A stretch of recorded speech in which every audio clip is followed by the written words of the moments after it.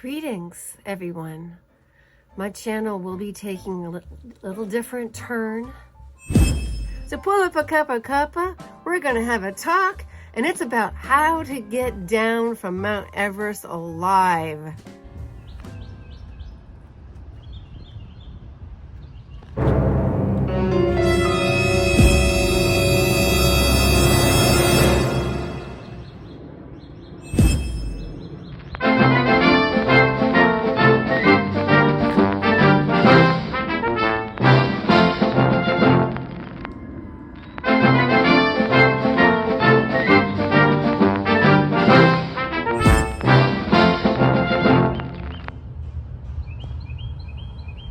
But right now, the most important thing is what I've been talking about, the fifth stage, okay? It's here we become independent, or also where we became impaired because of our narcissistic abuse from our mother, who kept pulling the rug out from underneath us, upstaging us, moving us over so she could be in the center of the drama.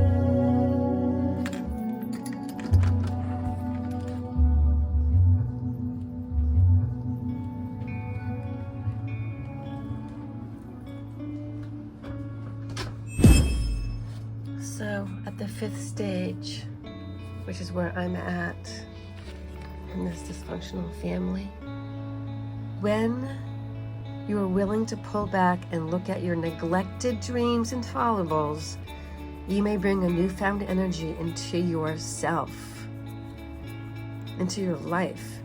You learn to respect what makes you an individual.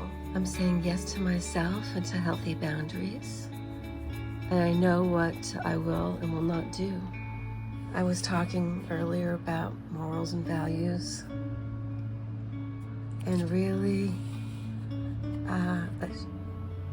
asking for somebody's morals and values is asking for their ethics, essentially. So moral may be opposed to immoral, and applying conformity to a standard of what is good and right, or it may contrast with intellectual or aesthetic as being concerned with character or conduct rather than achievement, beauty, success, and logical perfection. So you see, moral of the story, my brother is a noble soul. It implies noble, implies moral eminence and freedom from anything petty, mean, dubious in conduct and character. Moral may be opposed to the immoral because it is concerned with the character or the conduct of a human rather than their achievements, their beauty, success, or perceived success, and logical perfection.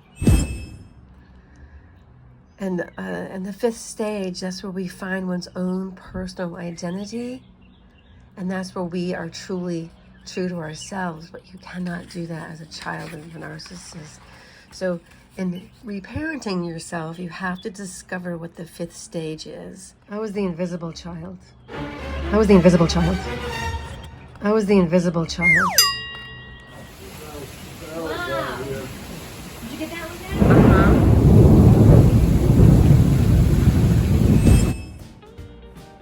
When you are healing from the narcissistic abuse, you realize this. That's the peak. That's your Mount Everest. You realize what you've actually been dealing with. You realize what you've actually been dealing with. Okay, that's your Mount Everest. You realize what you've actually been dealing with. But then you have to go through the death zone, and the death zone is killing off all the old ideas. Remember, now you're wise. Remember, now you're wise. So go back and pick up that little girl back there. Go back and get the little girl back there and bring her into the now. And she's the one that wasn't able to develop her talents and skills. Mine was as a author, a writer, and yes, even a dancer.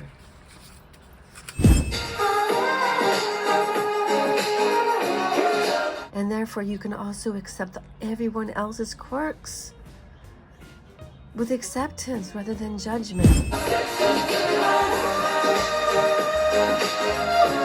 As they judge you. It's so simple. I'm in the 5th stage. I am doing what it is I need to be, which is find my own personal identity and being true to myself. If you haven't learned at the 5th stage to actually have an identity, to actually truly be true to yourself, then you're only bringing a broken person into the 6th stage. That's where the 5th stage is, where we broke. Know yourself, to thy own self be true. There she is. But right now, the most important thing is what I've been talking about, the 5th stage, okay? It's here we become independent, or also where we became impaired because of our narcissistic abuse from our mother, who kept pulling the rug out from underneath us, upstaging us, moving us over so she could be in the center of the drama. She always controlled the show. And in fact, all conversations were dominated by her. And when she left the room to pee, it was a relief. But when she came back, she immediately took over. You gotta love yourself before you can love anybody else. But first you have to allow yourself to be yourself. And as I say so often to my viewers, I get to be me now, and you get to be you. Heck yeah. Lots of love. And remember, we are about finding our own personal identity and being true to ourselves.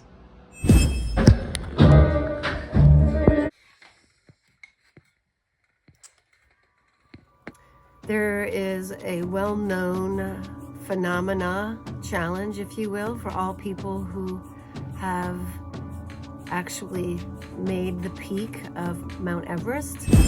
What happens with people in the death zone of Mount Everest? They have the lack of oxygen. If they have hypothermia, they start hallucinating. Narcissistic abuse escapees, people who have finally realized what they have been in their entire life. Getting to the top is only half the challenge. If you want to live, you also have to climb back down. If you want to live. Wow. Did you get that one down? Wow. Did you get that one down?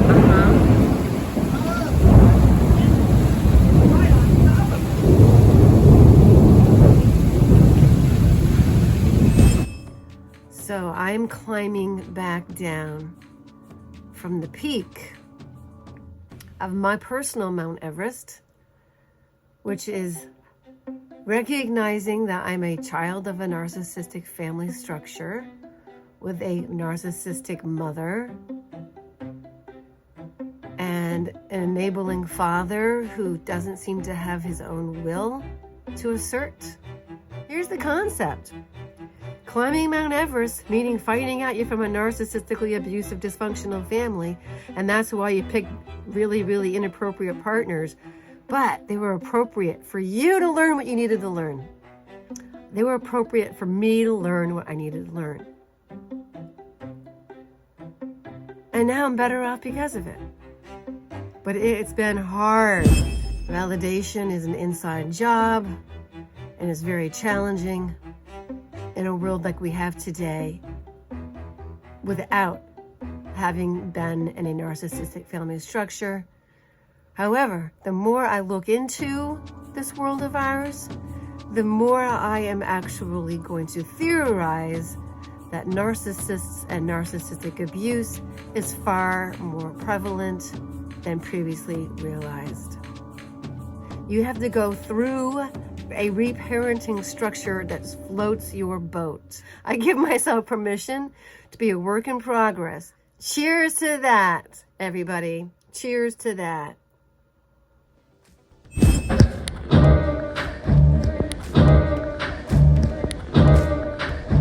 So, I now am at a place of, what are my values? Let's just put the morals aside. I value myself. So you have to learn how to value yourself since nobody else is going to. You have to learn how to validate yourself, because if you're in a narcissistic family structure, they're not going to do it, especially if they are getting something out of their position. Before I knew what morals and values were, my pathologically narcissistic mother, who just so happened to have gotten her master's degree in guidance and counseling, my theory was so she'd know exactly what to say to F us up at whatever stage of development we were in. You said to me when I was a high school student, when no other siblings were around, and she said it admonishingly. She said it with this sort of attitude. Kathleen, what are your morals and values? And demonstrate what they were. She didn't let me know what hers were. Yeah? You have to have morals and values. You cannot live your life without morals and values.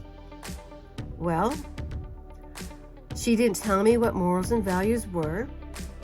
She didn't demonstrate what a parent would, what a moral or a value was, nor did she tell me what hers were. Instead, she asked me, demanded of me that I tell her what my morals and values were. And in my recollection, I did what I wisely did as default to any of her questions, which I knew would then turn into arguments. Not only would they turn into arguments, they would turn into verbal abuse. She would then pick apart what my morals were. She would then pick apart what my values were. So I chose to keep it buttoned up and not say anything. I value beauty in the form of nature. I have picked up trash in my neighborhood just because I value the appearance of the natural beauty as opposed to the garbage. So I have picked up garbage. I gloved up and picked up the garbage. And I value the opportunity I have to climb down off of Mount Everest, my Mount Everest, and to then do the hard work, the heavy lifting of getting back down to base camp.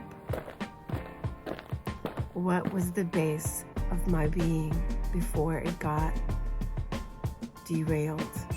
Well, I'm learning that I did not have value in myself.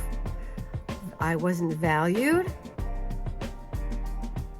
For me, I wasn't valued for what I actually was. I was valued only in what I could do for this person. Her. That person right there. This. That creature who probably came from, in my sci-fi theory, the planet that blew itself up. Because can you imagine a planet of narcissists? Because they would rather destroy anything and everything than for somebody else to have it. They would rather see you have a terrible life so that they can feel better about themselves, and then for you to have a good life so that they could be happy for you. Who am I really? Before I was undefined, mismanaged by an abusive narcissist. And then, yes, lo and behold, I went on to be with abusive men. They don't start off that way, but because of my conditioning to always acquiesce, to always make nice, to always make good,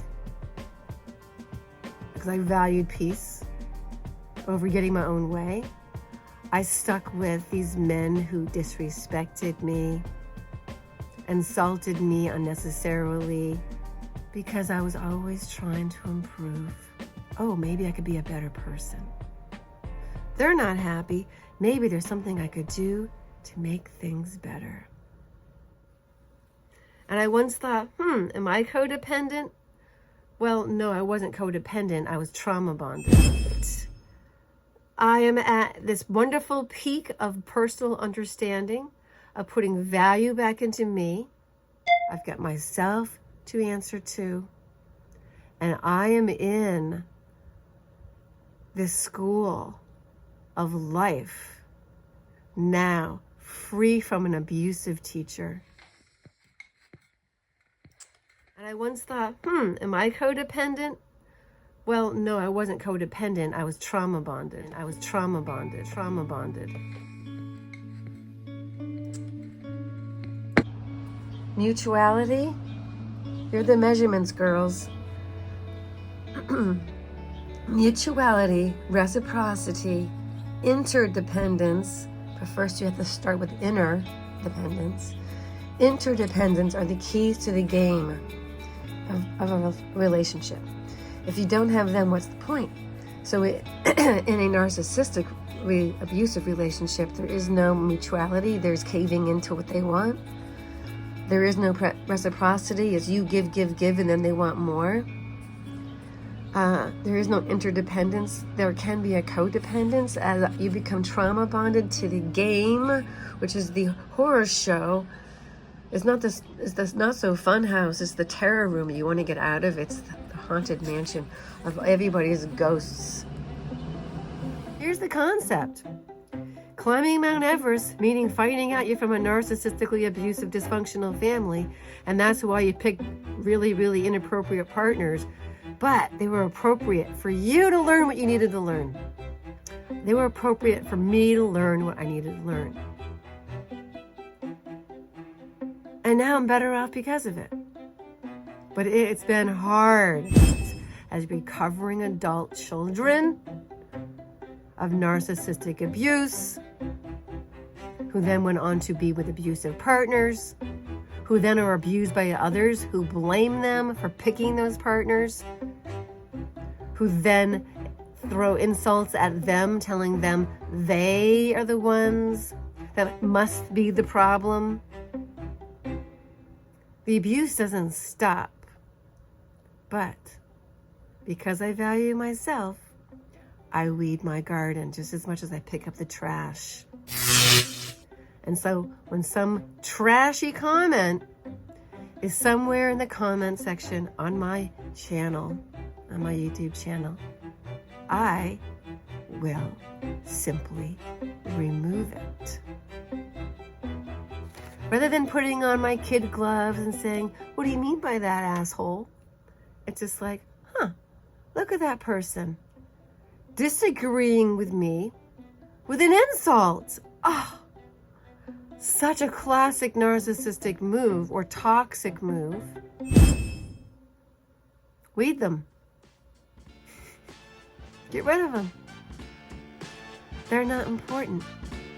It's so much fun. So I'm currently climbing down, going through the dead zone of my personal Mount Everest. So, where are you in your journey?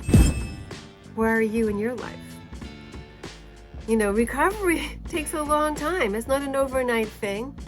And that's something I'm giving myself carte blanche, if you will, to take the amount of time I need to do the healing I need to do. But here's the deal.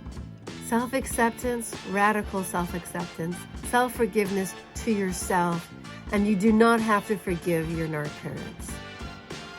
You don't. Know what they did. Know you're never going to be validated. They're never going to say to you, oh my God, did we ever mess up? Boy, did we mismanage you. They're never going to say that.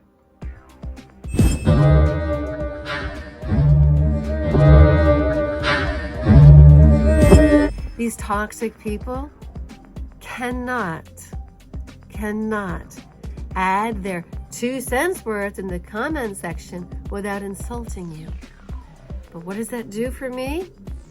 It gives me the opportunity to throw out the trash. Yeah, you can disagree with a person, but why this ill will? Why? Why? Because they're not right in the head. That's a toxic man.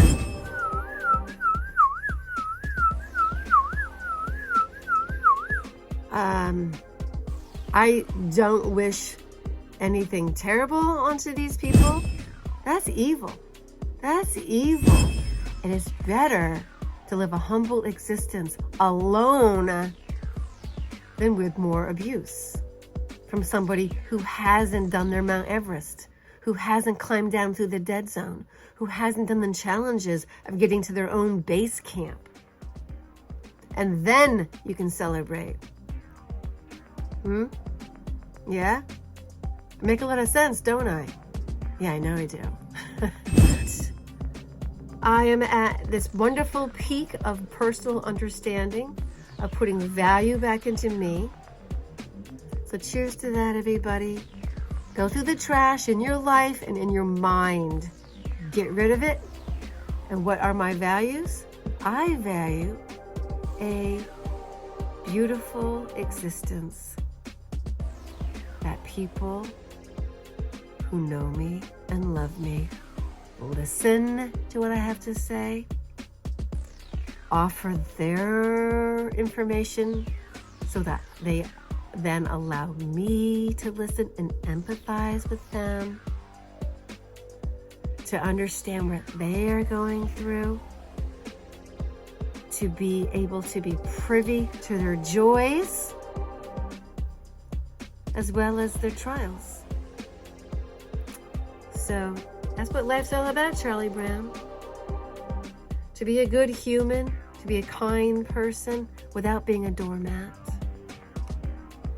Yeah.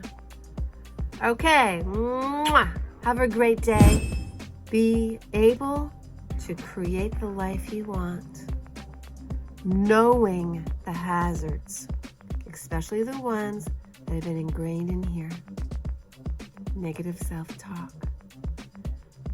You have to learn to shut it up. Shut up.